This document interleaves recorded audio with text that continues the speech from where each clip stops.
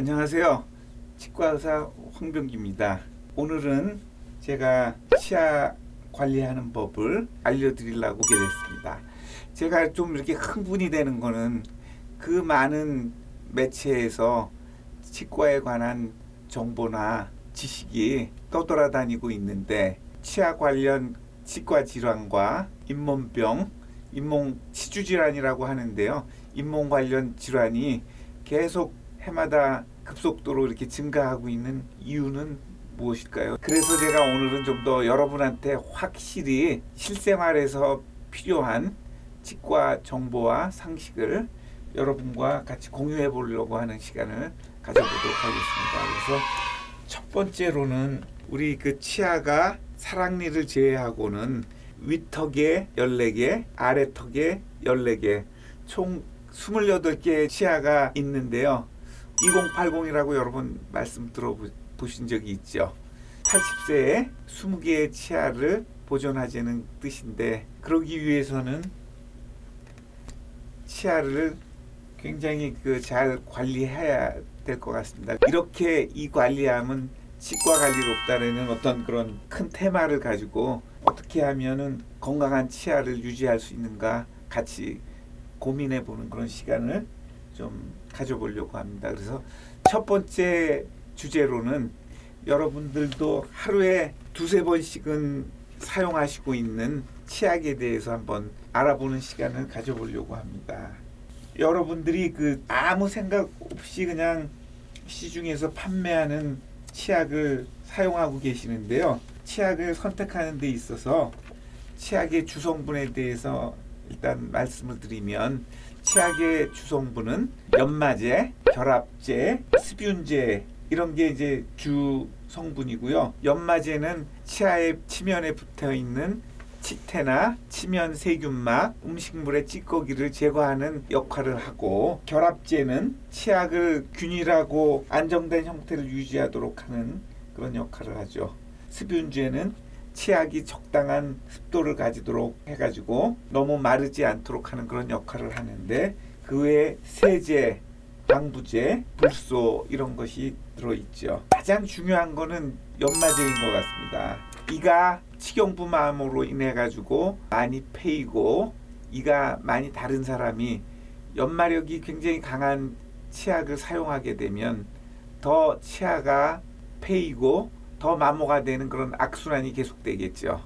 그래서 그런 분은 연마력이 좀 약한 치약을 선택해야 될 것 같고, 나는 이렇게 하루에 두세 번씩 이를 꼬박꼬박 닦는데 치과에만 가면은 치석이 많이 붙어 있다 그러고 세균이 많이 끼어 있다고 하는데, 치아에 어떤 마모나 치경부 마모도 없고 치아도 튼튼하면서 치석이 치면에 많이 붙어 있을 경우에는 좀 연마력이 강한 치약을 사용해야 되지 않을까 그렇게 사료됩니다. 그래서 치약을 선택할 때 가장 중요한 거는 그 치약의 연마력이 어느 정도 되는가를 알고 치약을 선택하는 것이 가장 중요할 것으로 사료됩니다.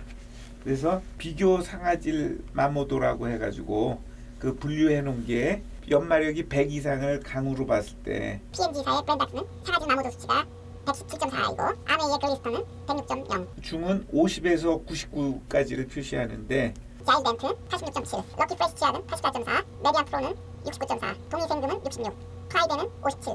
비교 상아질 마모도가 좀 약으로 나타난 거는 49 이하인데, 주겸 치약은 45, 페리오 치약은 42, 시린메드는 10.0.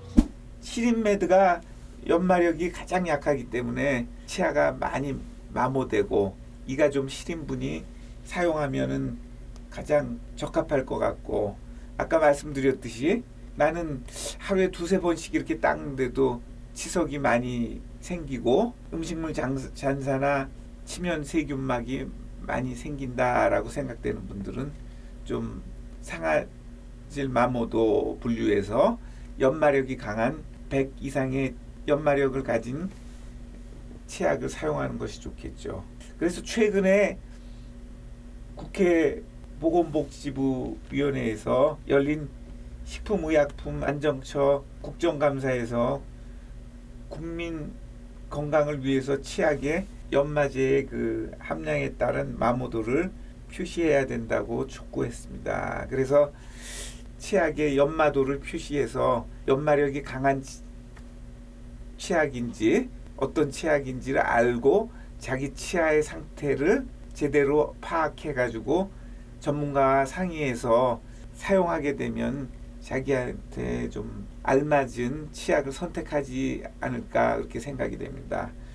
그래서 작년에 보면은 개개인의 치아 및 그 잇몸 상태에 맞지 않는 칫솔질 습관과 치약이 치아의 마모도나 치경부 마모도를 초래할 수 있고, 치경부 마모로 치료받은 급여 환자가 2015년도에는 109만 6,140명이었는데 2017년에는 121만 9,360명으로 11%나 증가되었다고 보고가 되고 있습니다. 이런 거로 미루어봐서 아직도 치약을 선택함에 있어서 자기 치아의 상태나 치약의 연마력을 고려하지 않고 사용한다면 자기 치아의 건강을 유지하기 위해서 좀 잘못된 관리가 되겠죠. 그래서 이런 걸 여러분들이 연마력을 알면 누구한테 이게 개이득이 되겠습니까? 요새 젊은 사람들이 개이득이라는 말을 쓰고 있는데, 저도 이런 올바른 상식을 가지고 치약도 선택해야 될 것 같고, 그 다음에 충치 예방을 위해서는 불소가 함유된 치약을 사용하시는 것이 좀 좋을 것 같습니다. 약사법에 의하면 1000ppm 이하의 그 불소를 치약으로 규정하고 있는데, 어린이 치약은 양치 시에 치약을 좀 삼키는 경우가 있기 때문에 작은 양의 불소가 권장이 됩니다. 치약에 물을 묻히느냐 하는 그런 어떤 문제인데요.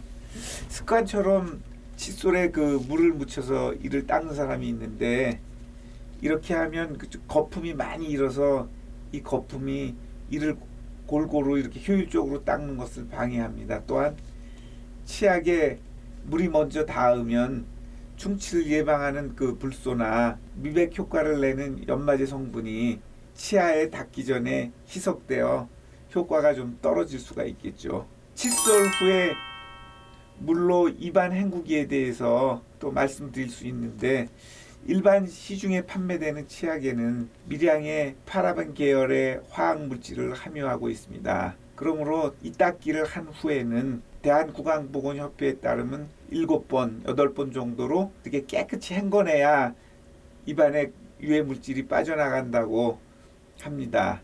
그런데 제가 생각하기에는 좀 더 많이 입안을 헹궈내야 입안에 유해 물질이 남지 않도록 하는 것이 더 좋겠죠. 이를 닦고 난 후에는 치약의 어떤 잔류물이나 유해 물질이 입안에 남지 않게 하기 위해서 한 10번 정도 입안을 물로 깨끗이 헹궈주는 게 좋을 것으로 생각됩니다.